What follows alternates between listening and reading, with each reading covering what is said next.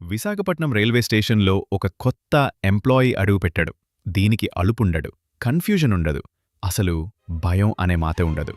Meet ASC Arjun. ఇది కేవలం ప్యాసింజర్లకి దారి చూపించడానికి మాత్రమే కాదు, మీ సేఫ్టీని కాపాడటానికి డిజైన్ చేసిన హ్యూమనాయిడ్ రోబోట్.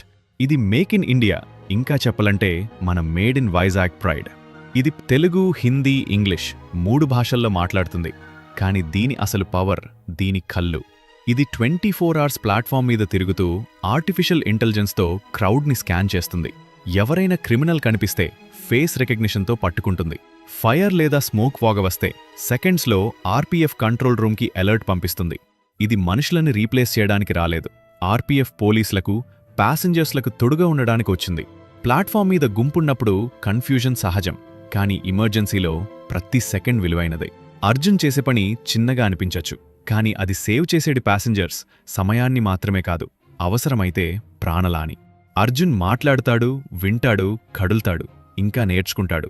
ఇది మన ఇండియన్ రైల్వేస్ ఫ్యూచర్. ఒక స్టేషన్తో మొదలైంది, రేపు దేశం అంత విస్తరిస్తుంది.